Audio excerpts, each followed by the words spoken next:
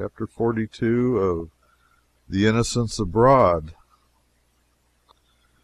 We are camped near Temnin el Fuka, a name which the boys have simplified a good deal for the sake of convenience in spelling.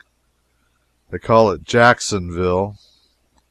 Sounds a little strangely here in the valley of Lebanon, but it has the merit of being easier to remember than the Arabic name. Come like spirits, so depart. The night shall be filled with music, and the cares that infest the day shall fold their tents like the Arabs and silently steal away. I slept very soundly last night, yet when the dragoman's bell rang at 5:30 this morning, and the cry went abroad for 10 minutes to dress for breakfast, I heard both. It surprised me, because I have not heard the breakfast gong in the ship for a month, and whenever we had the occasion to fire a salute at daylight, I've only found it out in the course of conversation afterward. However, camping out, even though it be in a gorgeous tent, makes one fresh and lively in the morning, especially if the air you are breathing is the cool, fresh air of the mountains. I was dressed within the 10 minutes and came out.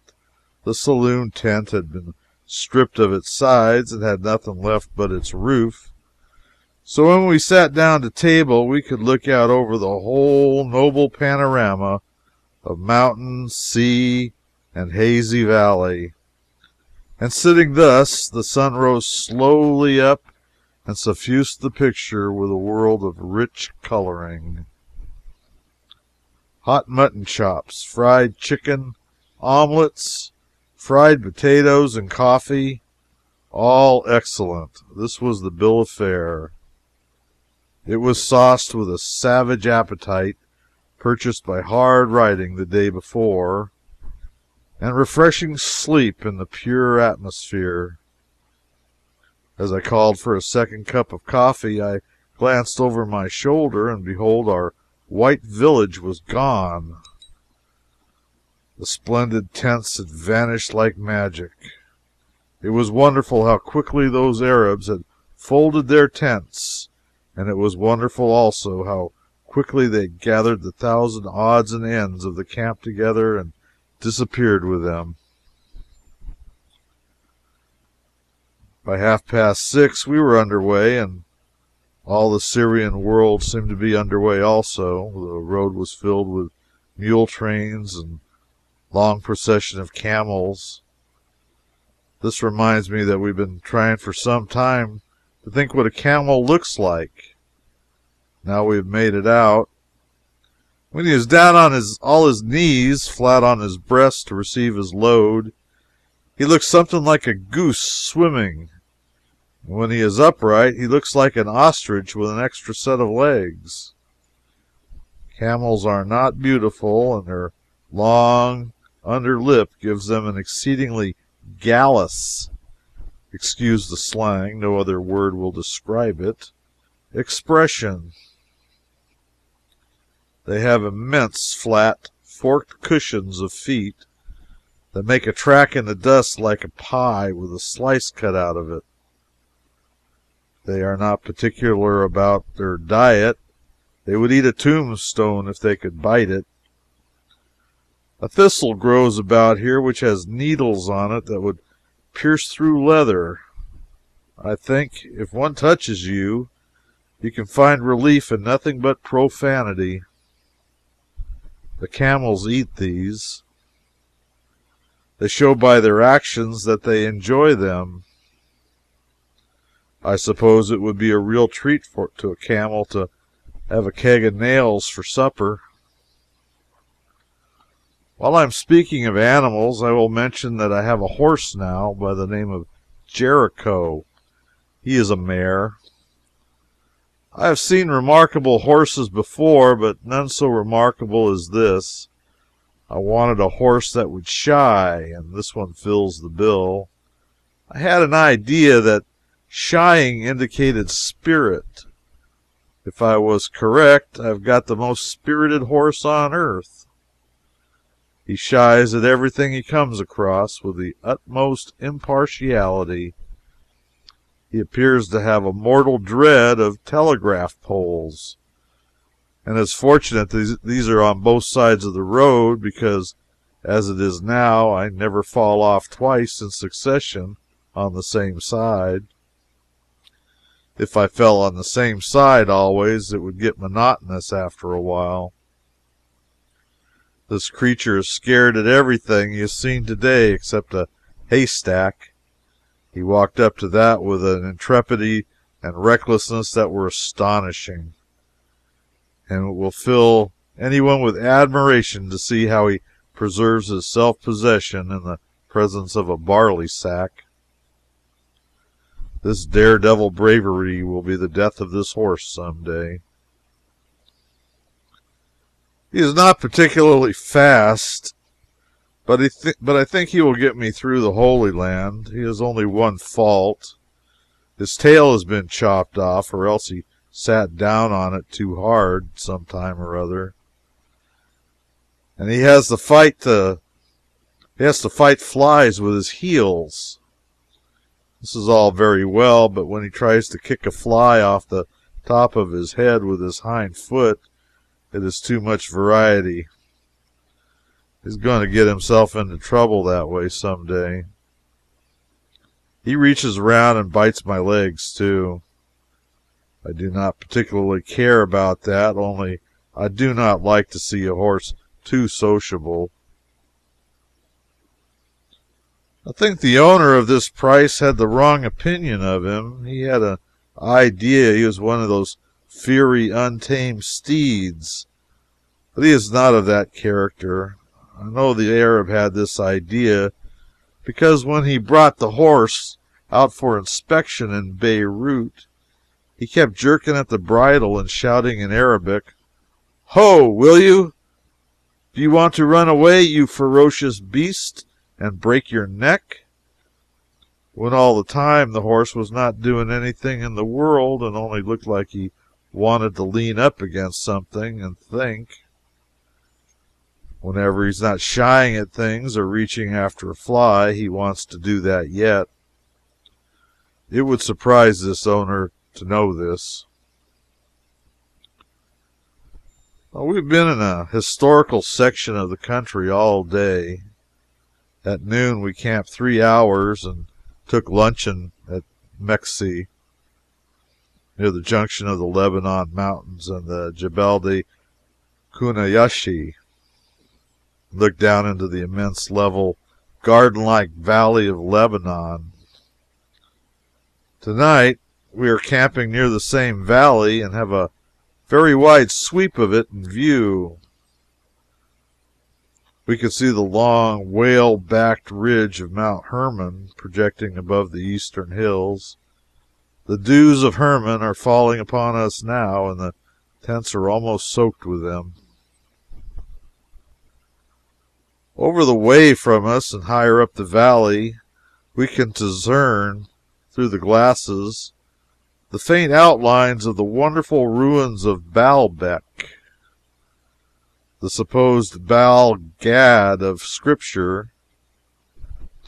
Joshua and another person were the 2 spies who were sent into this land of Canaan by the children of Israel to report upon its character.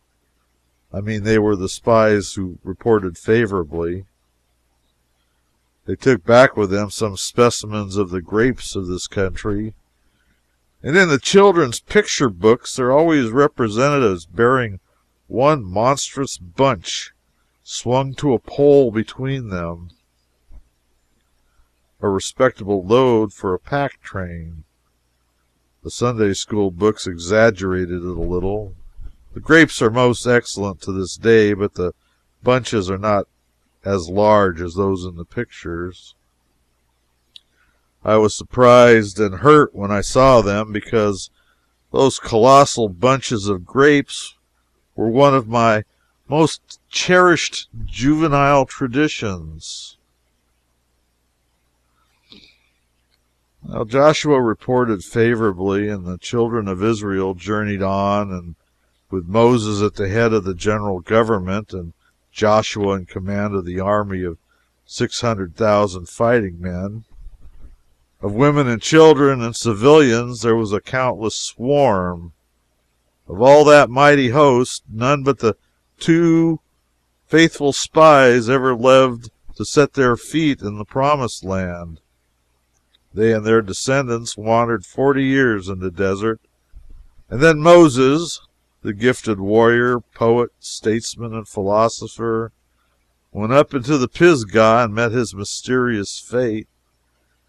Where he was buried no man knows, for no man dug that sepulchre, and no man saw it e'er. For the sons of God upturned the sod that laid the dead man there.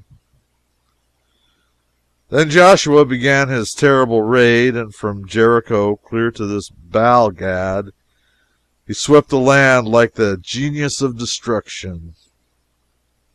He slaughtered the people, laid waste their soil, and razed their cities to the ground. He wasted 31 kings also. One may call it that, though really it can hardly be called wasting them, because there are always plenty of kings in those days, and to spare.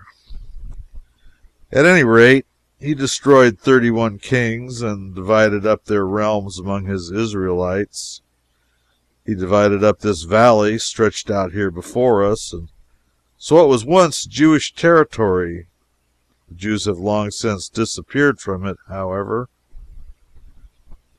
Back yonder, an hour's journey from here, we passed through an Arab village of stone dry goods boxes. They look like that. Where Noah's tomb lies under lock and key. Noah built the ark. Over these old hills and valleys the ark that contained all that was left of a vanished world once floated. I make no apology for detailing the above information. It will be news to some of my readers, at any rate. Noah's tomb is built of stone and is covered with a long stone building. Bucksheesh let us in. The building had to be long because the grave of the honored old navigator is 210 feet long itself. It is only about 4 feet high, though. He must have cast a shadow like a lightning rod. The proof that this is the genuine spot where Noah was buried can only be doubted by uncommonly incredulous people. The evidence is pretty straight. Shem, the son of Noah, was present at the burial and showed the place to his descendants, who transmitted the knowledge to their descendants, and the lineal descendants of these introduced themselves to us today. It was pleasant to make the acquaintance of members of so respectable a family. It is a thing to be proud of. It was the next thing to being acquainted with Noah himself. Noah's memorable voyage will always possess a living interest for me henceforward. If ever an oppressed race existed, it is the one we see fettered around us under the inhuman tyranny of the Ottoman Empire. I wish Europe would let Russia annihilate Turkey a little. Not much, but enough to make it difficult to find the place again without a divining rod or a diving bell. The Syrians are very poor, and yet they are ground down by a system of taxation that would drive any other nation frantic.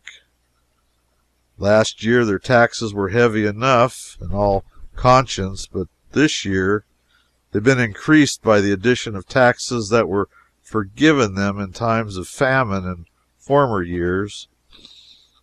On top of this, the government has levied a tax of 1/10 of the whole proceeds of the land. This is only half the story. The Pasha of the Pashalik does not trouble himself with appointing tax collectors.